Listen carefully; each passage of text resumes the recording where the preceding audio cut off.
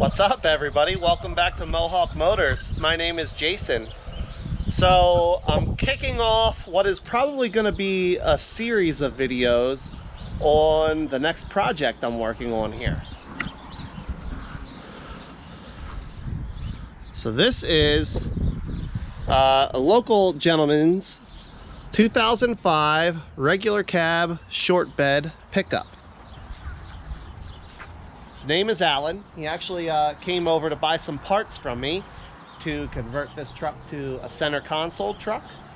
And while I was here, noticed what I'm doing, asked if I would be interested in doing an LS swap for him. And quite honestly, this is a project that I've been thinking about doing, curious about how to do, and have been asked by a lot of people how to do, is it worth doing, should I do it if I have a really clean truck? And well, here's the opportunity, guys.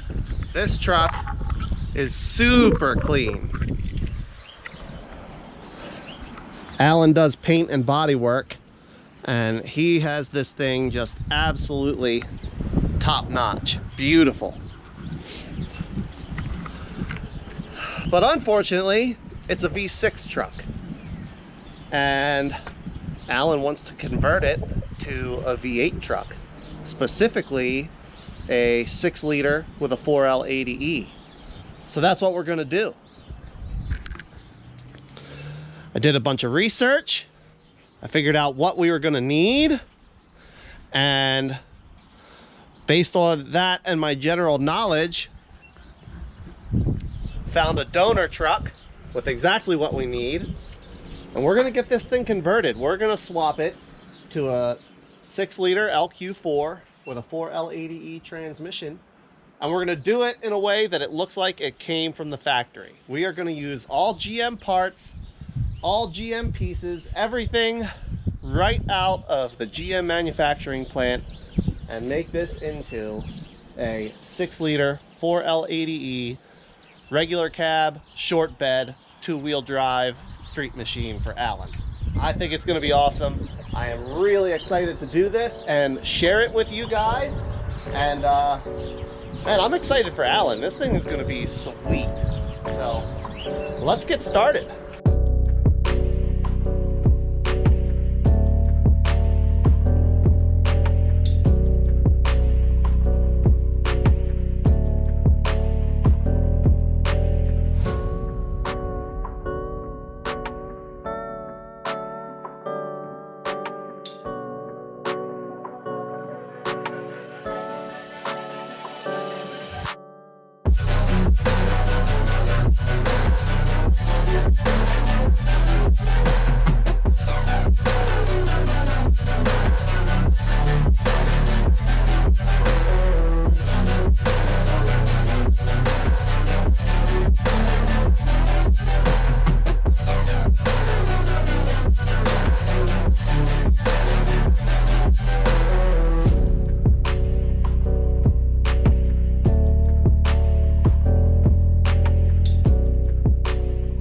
So everything's unbolted, unplugged, disconnected. The engine and transmission are basically just sitting in there. I removed the cross member under the engine. I removed the transmission cross member. Obviously all the wiring, the electrical, all of that stuff. What else? Disconnected the fuel lines.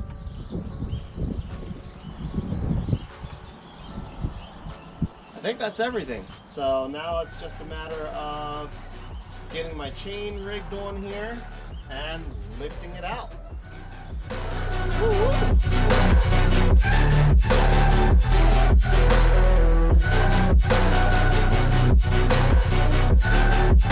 All right, team, it's out. A 4.3 V6, 2-wheel drive 4L60E. They are out of here. You can see we've got so much room for activities and plenty of space to put that 6-liter and that 4L80E down in there. But I'm out of time for today, so we'll pick it up tomorrow, I think? Yeah, tomorrow. Pick up on this tomorrow afternoon, probably. Woo-hoo! All right, guys. It's been a few days. I'm caught up on all the other stuff I need to get done. So I'm gonna work on Alan's truck today. I've got my donor engine and transmission out from the donor truck. I'd still need to do a little bit more prep on this before I try to sit it into Alan's truck. I want to get the transmission cooler lines off because they're going to be different. Get the fuel line off because I'm using the existing fuel lines from the truck. Both trucks use a returnless style fuel system. The feed line is 3/8 in both of them, and then the evap line is the same size in both of them. So that's a direct crossover. Nothing different there that I can see. I am going to have to figure out a transmission cross member because the transmission cross member is different. I'm going to get this exhaust hanger off and get the exhaust manifolds off as well and just get it generally cleaned up. I don't want to put a grimy looking engine in there. Now, let me show you some of the differences between the V6 two-wheel drive truck and what you're gonna need, what I'm using to convert this thing. So here in the engine compartment, obviously the two-wheel drive trucks, 1500 series trucks, they have rack and pinion steering instead of a traditional steering gearbox with the tie bar and everything else. This will all clear the oil pan. The half-ton two-wheel drive trucks came from the factory with the V8 option. You could have gotten them with a 4.8 or a 5.3. Those engines are dimensionally exactly the same as a 6-liter.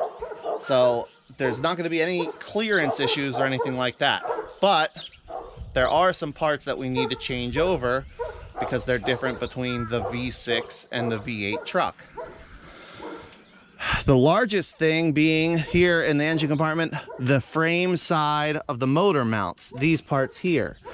The V6 sits physically further back in the engine compartment. The V8 mounts move the motor mount position forward into the frame. So I purchased new ones. I'll show you the difference here. This is the V6 mount, and this is the V8 mount. Side by side, you can see how much further forward the mount location is on the V8 bracket. The two bolts that hold it to the frame, those are the same. Just this piece itself is different. Same over on the passenger side.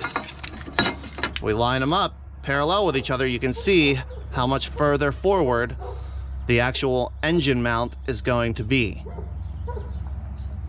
So that moves the engine far enough forward to fit physically in the engine compartment. Now the other things I've already seen that are different. Your AC components, the hoses, your chamber, all of that stuff is different between the V6 and V8 trucks. So make sure you get that stuff from your donor. All of the coolant plumbing, both from the water pump up to your heater core and from your engine to the radiator, engine to the coolant reservoir, pressure tank, all of those coolant hoses are different as well. So make sure you get all those hoses because you're gonna need them.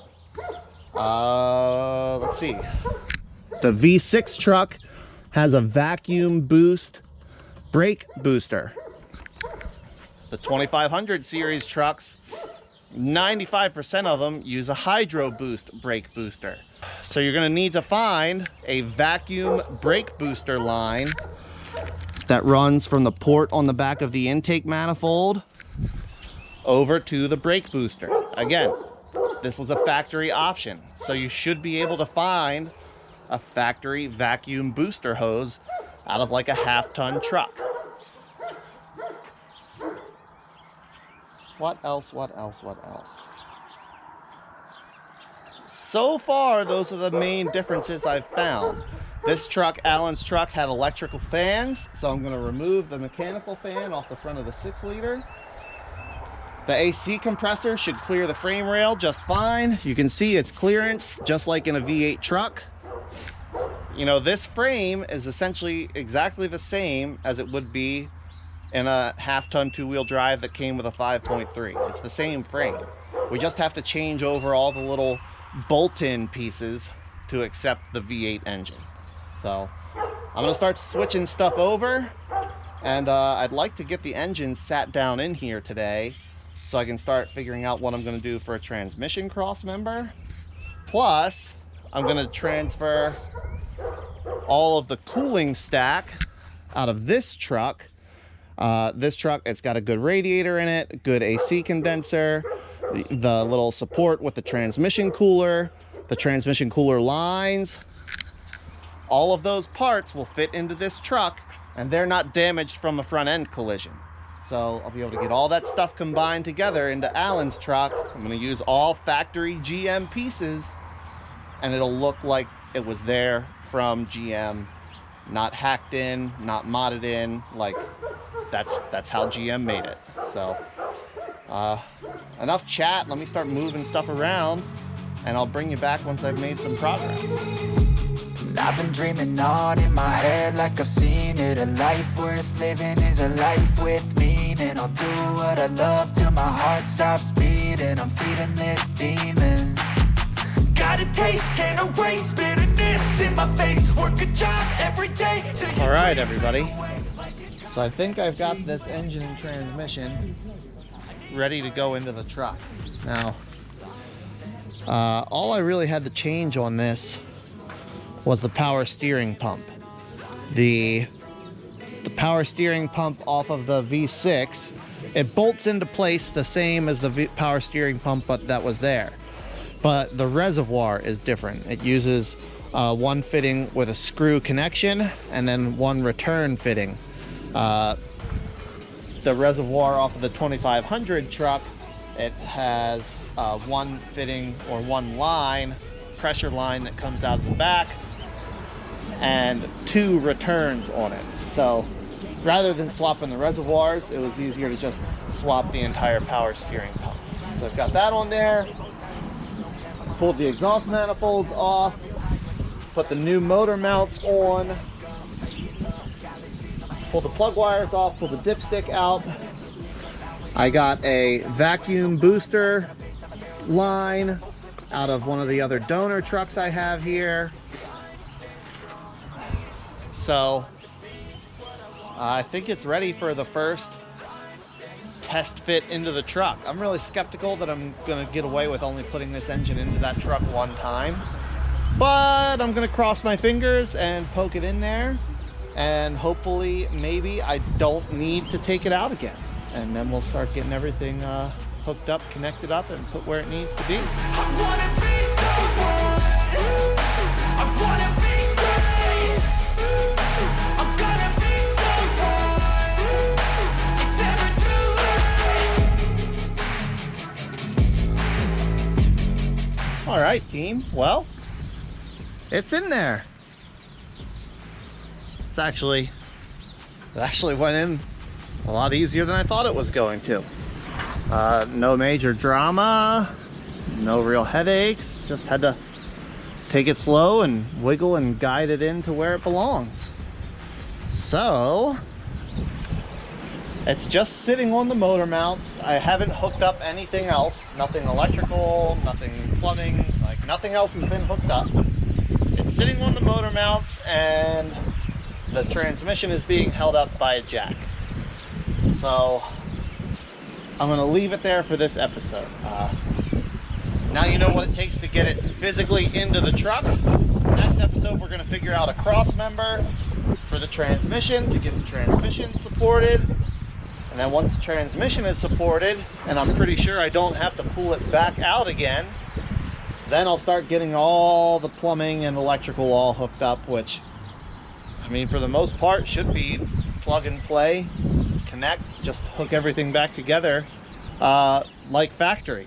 Except we're going to be using a 2500 HD radiator. We're going to be using a 2500 HD AC condenser. We're going to be using the various plumbing bits from a 2500 HD. and should be relatively straightforward. So I hope you guys are excited about this series. Like I said, I've had so many people ask, and I've seen so many people asking, you know, can it be done? Is it worth it? Well, hopefully now you'll have an answer.